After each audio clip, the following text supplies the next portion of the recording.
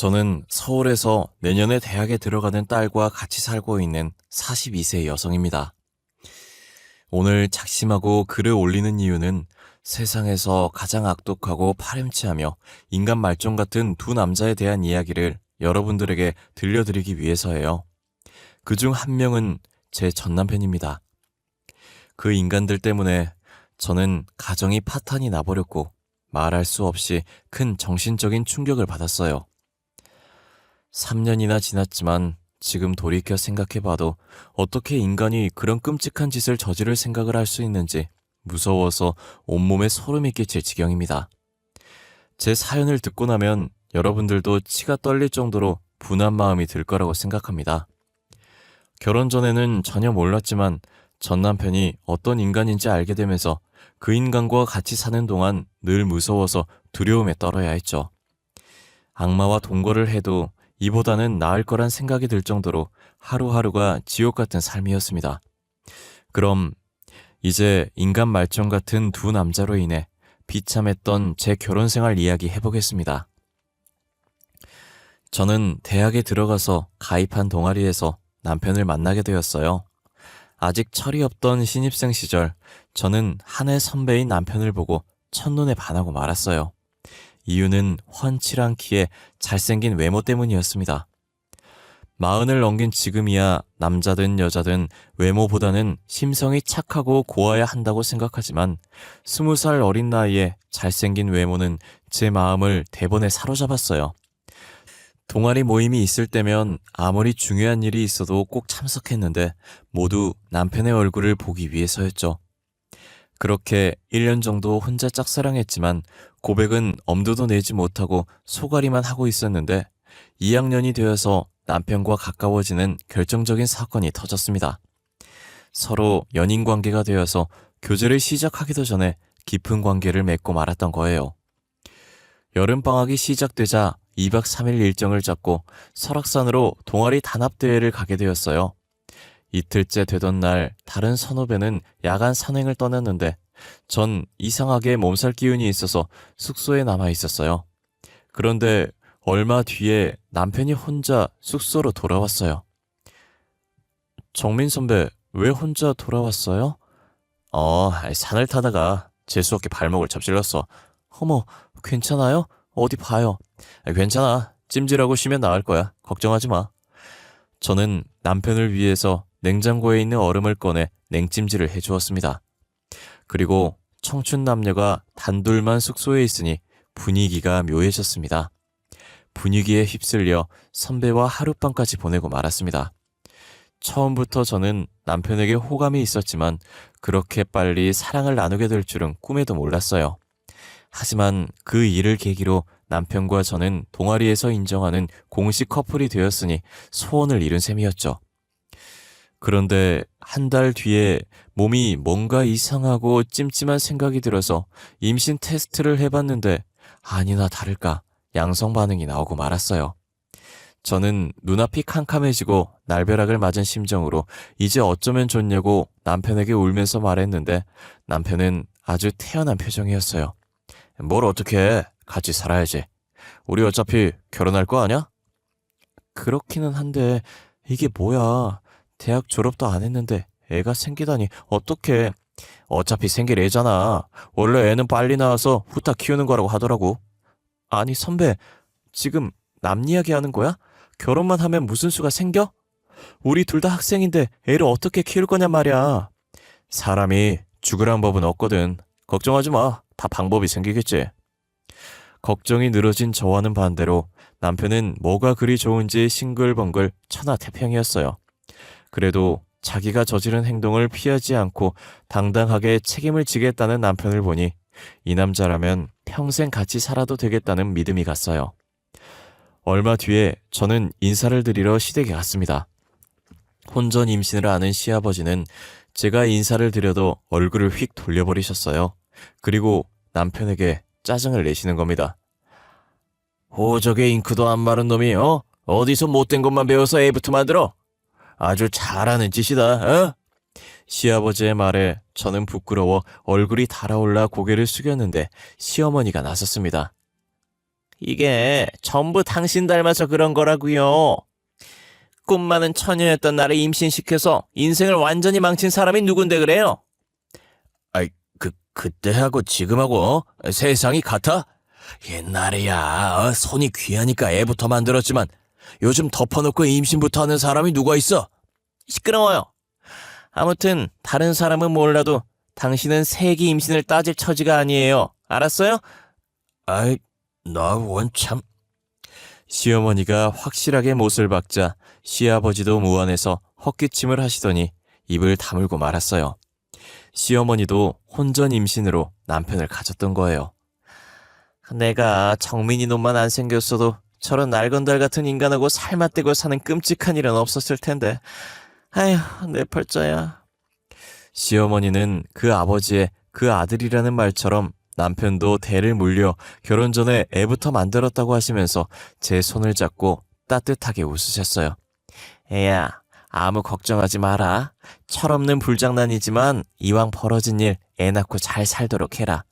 내가 도와줄 테니 대학 공부도 포기할 생각하지 말고 계속 하거라. 알았지?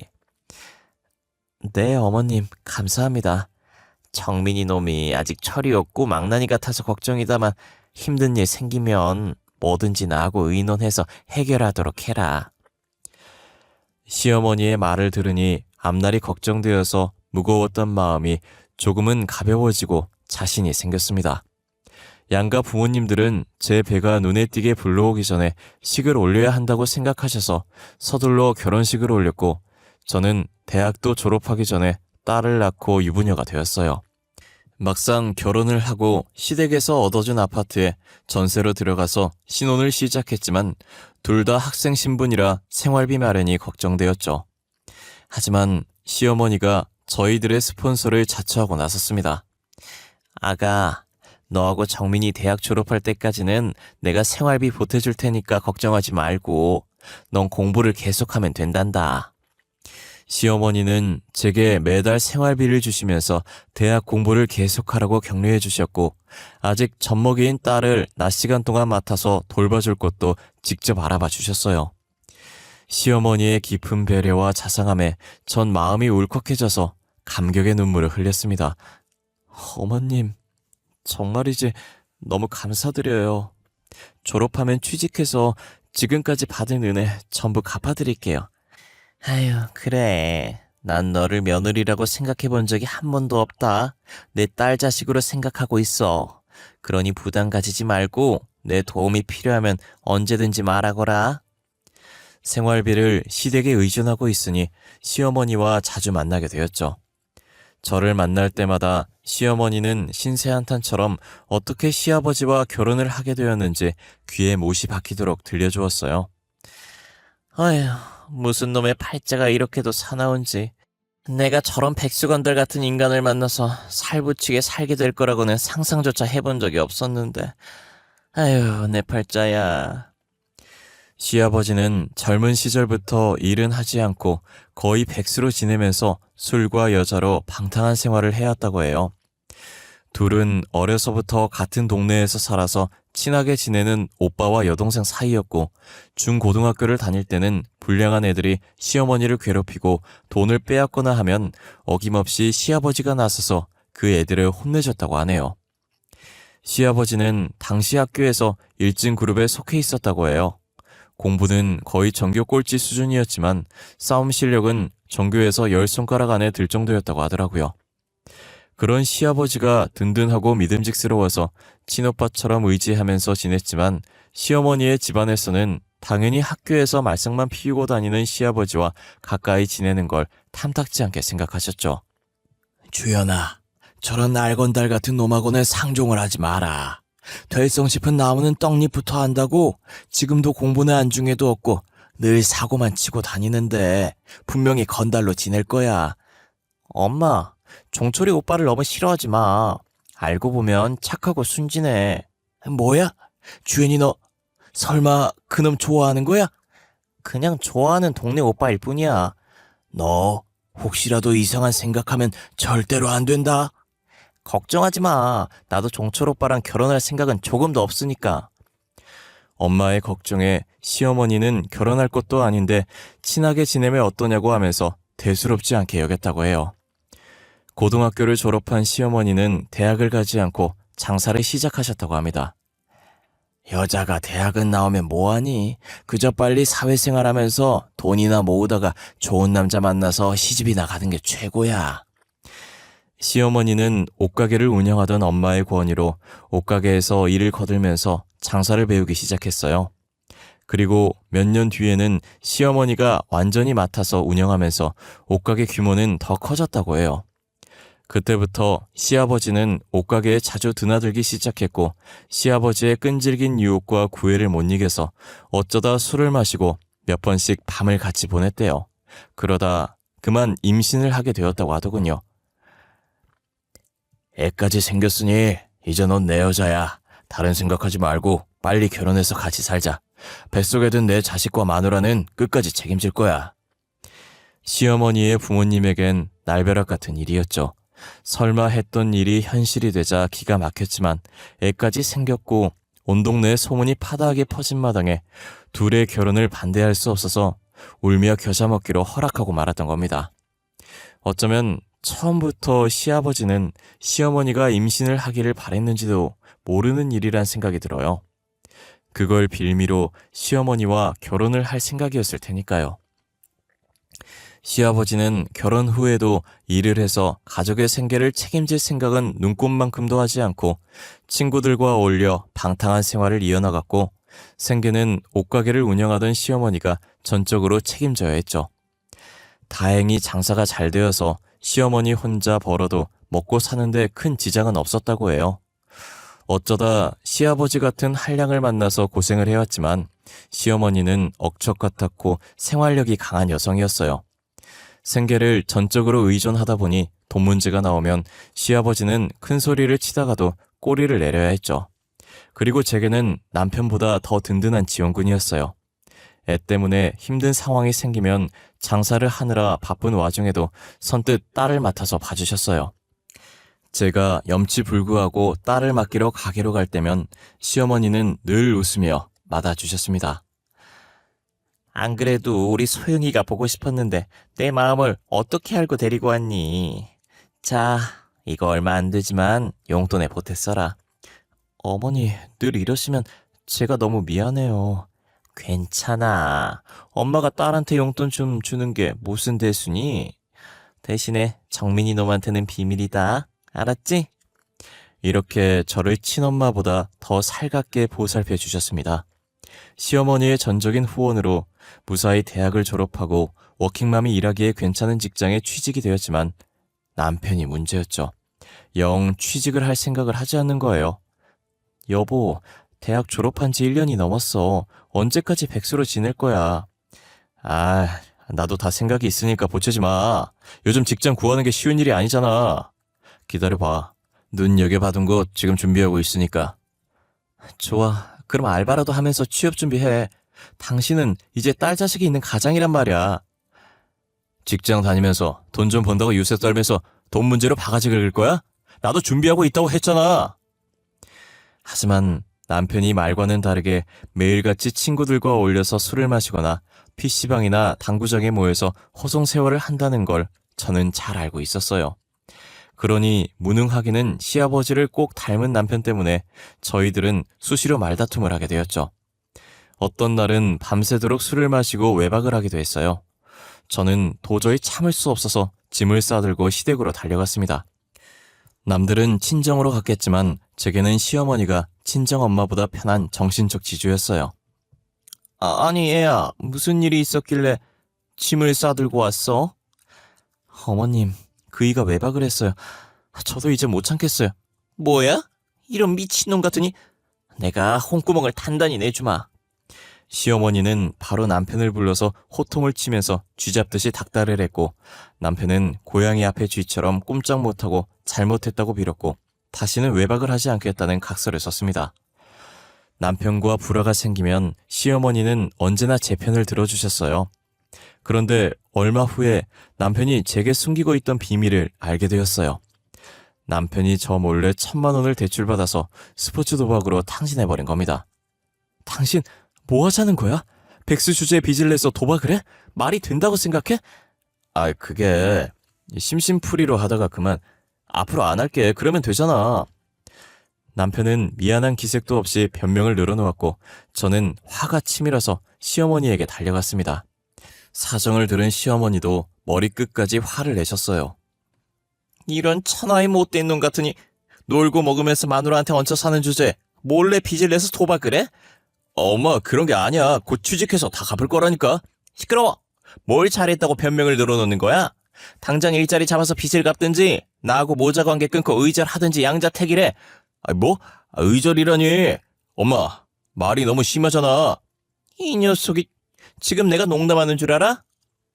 시어머니의 단호한 태도에 기가 질린 남편은 눈물까지 보이면서 백수생활 청산을 단단히 약속했어요. 그리고 며칠 뒤에 선배의 소개로 오토바이 배달 일을 시작했습니다. 힘들어. 다리 아파 죽겠네. 대학까지 나와서 이 짓을 해야 해? 남편은 일을 마치고 집에 오면 힘들어 죽을 지경이니 시어머니에게 말해서 일 좀 그만하게 해달라고 사정을 했지만 저는 못 들은 척했죠. 정 일하기 싫으면 직접 찾아가서 말씀드려. 그랬다가는 엄마한테 맞아 죽어. 그럼 입은 꾹 다무시고 계속 일하세요. 운동도 되고 얼마나 좋아. 진짜. 당신은 내가 골병 들어서 죽으면 좋아? 남편은 날마다 징징거렸지만 시어머니가 무서워서 감히 일을 그만두지 못했어요. 가장이 마음 잡고 일을 하니 이제야 집안이 제대로 돌아가는 것 같았어요. 남들처럼 평범한 일상을 보내는 사이에 딸아이도 탈 없이 쑥쑥 자라서 고등학교 진학을 눈앞에 두게 되었죠. 그때 날벼락 같은 일이 찾아왔어요. 시어머니가 치매 진단을 받은 겁니다. 얼마 전부터 이상 행동을 하던 시어머니가 걱정이 되었어요. 늘 다니던 곳에서도 길을 잃어버리기도 하고 제가 묻는 말에 앞뒤가 전혀 맞지 않는 동문서답을 하기도 했어요. 그래서 병원으로 모시고 가서 검사를 받았는데 치매 초기라고 하더라고요. 그때부터 저는 치매에 좋다는 약을 백방으로 수소문했고 다니던 직장도 그만두고 옆에 붙어서 시어머니를 보살펴드리기 시작했어요. 하지만 시간이 지나면서 시어머니의 치매 증상은 점점 심해졌습니다. 이년아, 아직 밥도 안 차리고 뭐하고 있는 거야? 어서 밥 가져와. 어머니, 방금 전에 식사하셨잖아요. 누가 밥을 먹어? 난 안 먹었다. 네가 먹었지? 내 밥을 네가 다 먹었지? 어머니, 제발 이러지 마세요. 치매가 심해지자 시어머니는 식탐이 많아졌고 성격이 완전히 변하셨어요. 그렇게 저를 다정하게 여기면서 딸처럼 대해주시던 모습은 온데간데 없이 사라지고 저만 보면 험한 욕을 하고 거친 태도로 투정을 부렸습니다. 마치 변덕이 죽 긁듯 하는 서너 살 어린애를 대하는 것 같았어요. 하지만 모든 게 치매 때문이었기에 저는 꾹 참고 정성을 다해서 보살펴드렸습니다. 그런데 그때부터 시아버지의 수상한 행동이 시작되었어요. 시어머니가 치매로 정신이 오락가락하자 시아버지는 눈치를 보지 않고 아예 대놓고 젊은 여자와 어울려 바람을 피우고 다니시는 겁니다. 시아버지는 제가 보는 앞에서도 거리낌 없이 내연녀와 전화통화를 하면서 사랑한다느니 보고 싶어 미치겠다는 어이가 없는 말을 했어요. 아버님, 지금 뭐 하시는 거예요? 어머님이 치매라는데 걱정을 하기는커녕 다른 여자를 만나는 게 말이 되냐고요. 너야말로 시애비한테 뭐하는 짓이야? 난 아직 팔팔한데 노망난 마누라 똥수발이나 들어야 직성이 풀리겠냐? 정신 나간 마누라 때문에 내 인생까지 망칠 생각은 절대 없다. 시어머니는 죽든 살든 자기는 마음대로 즐기면서 살겠다는 시아버지의 어처구니 없는 말과 행동에 저는 기가 막혀서 넋이 나갈 지경이었죠. 더구나 남편은 모든 걸 알고 있었지만 그게 무슨 대수냐는 반응을 보였어요. 남잔 말이야. 나이가 들어도 여자가 필요한 법이야. 엄마한테는 안 될 일이지만 아버지도 인생이 있는 거잖아? 뭐 엄마 수발은 당신이 알아서 해야 하는 거고. 남편은 은근슬쩍 시어머니를 돌보는 일은 제 몫으로 만들어 버렸어요. 사실 남편은 시어머니가 치매 진단을 받고 성격이 달라진 후로 시댁에는 발길을 끊어버렸어요. 엄마가 아프다는데 아들이란 인간이 어쩌면 저렇게 태어나고 무심한지 혀를 내두를 지경이었어요. 그것 때문에 여러 차례 남편과 다투고 싸웠지만 남편은 귀를 딱 막고 제 말을 듣지 않았습니다. 시아버지와 남편은 시어머니를 제게 떠넘기고 외면해버렸죠. 저는 그동안 시어머니에게 받았던 고마움과 사랑을 되갚을 기회라고 생각해서 힘들고 어려워도 웃으려고 애를 쓰면서 시어머니를 돌봐드렸습니다. 시어머니의 치매기는 예측이 불가능한 주식시장처럼 오락가락했습니다. 어떤 날은 예전의 모습 그대로 정신이 또렷했다가 또 어떤 날은 오물이 묻은 기저귀를 제게 던지면서 욕을 하기도 하셨어요. 그럴 때는 정말이지 참담한 심정이었지만 눈물을 꾹 참으며 뒤처리를 해야 했어요. 얼마 후에 저는 시아버지의 내연녀와 대면을 하게 되었어요. 세아가, 오늘 4시 애미 상태는 어떠냐? 오늘은 괜찮으세요. 방금 잠이 드셨어요. 그러면 집 앞 카페로 잠깐 나오거라. 내가 기니 할 말이 있다. 카페로 나가보니 제 또래로 보이는 젊은 여자가 시아버지의 옆에 딱 붙어서 다정하게 팔짱을 끼고 앉아 있었어요. 서로 인사해. 앞으로 자주 볼 사이니까. 반가워요. 치매에 걸리면 친자식도 내다버린다는데 고생이 많겠어요. 그녀는 시아버지의 내연녀였고 저하고는 겨우 3살 차이밖에 나지 않았어요. 시아버지는 딸보다 어린 내연녀와 딱 붙어서는 뭐가 그리 좋은지 입이 귀에 걸려서 연신 웃고 있었습니다. 그런 꼴을 보니 저는 기분이 상해서 빨리 자리에서 일어나고 싶은 생각밖에 나지 않았어요. 무슨 일로 보자고 하셨어요? 그게 말이다. 아무리 생각해봐도 네 시애미를 요양원에 맡기는 게 좋을 것 같구나. 겉으로는 제가 너무 힘드니까 시설이 괜찮은 곳에서 치료를 받게 하자는 것이었죠. 하지만 속셈은 다른 데 있다는 걸 저는 잘 알고 있었어요. 걸리적거리는 시어머니는 요양원에 가둬버리고 내연녀를 아예 집안에 끌어들여서 살림을 차리겠다는 속셈이었죠. 저는 절대 그런 짓은 할 수 없다고 맞섰습니다. 아버님, 조강지쳐 버리고 잘된 사람 하나 없어요. 아내는 치매에 걸려있는데 딸 같은 여자와 바람이나 피우고 부끄럽지도 않으세요? 다시는 그런 말 하지 마세요. 제 말을 들은 내연녀는 얼굴이 벌겋게 달아올라서 저를 잡아먹을 듯이 노려봤고 시아버지는 불같이 화를 내면서 욕을 해댔어요. 아이고 그래, 너 참 잘났다. 평생 시애미 귀적이나 쉬면서 살아라. 그러거나 말거나 시어머니를 그런 험악한 곳에 가둘 순 없었어요. 예상대로 제가 알아보니 시아버지가 말한 요양원은 무허가 시설 요양원이었고 병원이 아니라 거의 치매 환자들을 죽을 때까지 가둬두는 감옥이었어요. 그 일을 계기로 시아버지와 관계가 급격하게 틀어지게 되었죠. 그리고 얼마 후에 시아버지와 남편이 꾸미고 있는 끔찍한 음모를 알게 되었어요. 인간의 탈을 쓰고 어떻게 그런 짓을 할 수가 있는지 지금 돌이켜봐도 소름이 끼칩니다. 우연히 남편의 휴대폰에서 시아버지와 주고받은 문자를 보고 저는 경악해서 소리를 지를 뻔했습니다.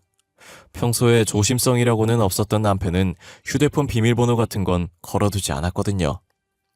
시아버지와 남편은 시어머니가 가지고 있는 상당한 재산을 전부 가로챌 궁리를 하고 있었어요. 의사를 구워 삶아서 중증 치매 진단서를 받아서 금치산자 판결을 받아낼 생각이었어요. 시어머니가 어느 정도 재산을 가지고 있다는 건 알고 있었는데 제 생각보다 상당히 많았습니다. 옷가게가 들어가 있는 건물이 시어머니 소유라는 걸 그들의 문자를 보고 처음 알게 되었어요. 그들의 계획대로라면 시어머니는 처녀 시절부터 지금까지 피땀 흘려서 모은 전 재산을 악마 같은 남편과 아들에게 빼앗기고 남은 생을 요양원에 갇혀 지내야 하는 비참한 처지가 되는 것이었죠. 이제 이 인간들을 그냥 두어서는 안 되겠다는 판단이 들었고 바로 경찰에 신고를 하려다가 생각을 바꿨습니다. 확실한 증거도 없이 경찰에 신고를 했다가 그 인간들이 오리발을 내밀면 그만이었으니까요. 곰곰이 생각을 하다가 저는 호랑이를 잡으려면 호랑이 굴로 들어가야 한다고 마음을 먹었습니다. 여보, 아무래도 안 되겠어. 어머니 요양원에 모시자. 뭐? 죽어도 안 된다고 반대하더니 당신이 웬일이야? 나도 사람이야. 노망든 노인네 수발든 지 벌써 3년이 넘었다고. 김병에 효자 없듯이. 나도 지쳐. 그래, 바로 그거야. 당신이 정말 잘 생각했어. 내가 아버지한테 말할게. 남편은 제가 생각이 달라지자 좋아라 하면서 바로 시아버지에게 달려갔습니다. 하지만 시아버지는 뭔가 미심쩍은 눈빛으로 저를 쳐다봤습니다. 아버님, 제가 생각이 짧았어요. 이제부터라도 요양원에서 치료를 받는 게 어머님한테도 도움이 될 것 같아요. 그리고 아버님한테도 좋은 일이고요. 나한테 좋다니, 그게 무슨 소리냐? 아버님, 저도 다 알아요. 어머님이 가진 재산이 상당하잖아요. 이제 아버님이 가지셔야죠. 사람보다는 돈이 중요하죠. 그래. 치매로 정신이 온전치도 못한 할망구 때문에 우리들 인생을 종칠 수는 없잖아. 야, 이제야 너하고 말이 통하는구나. 시아버지도 제가 한편이 되었다고 마음을 놓았어요.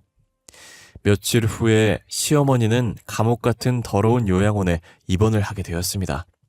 시어머니는 불안한 눈빛으로 저를 쳐다보았지만 저는 외면하면서 속으로 어머님 조금만 참으세요. 제가 저 인간들 피눈물이 쏙 빠지도록 해줄게요 하고 단단히 다짐했습니다. 남편과 시아버지 그리고 내연녀는 시어머니 재산을 가로채려는 작전 회의를 했고 모든 걸 내연녀가 주도했어요. 가만히 보니 이 더러운 계획은 내연녀의 머릿속에서 나온 것 같았습니다. 저는 속이 뒤틀렸지만 애써 웃으면서 내연녀를 어머님이라고 부르면서 살갑게 대했어요. 어머나, 어머님이 뭐야. 그냥 언니라고 불러. 저를 경계하던 내연녀도 물 만난 고기처럼 모든 걸 까발렸고 저는 그들의 대화를 몰래 녹음해 두었어요.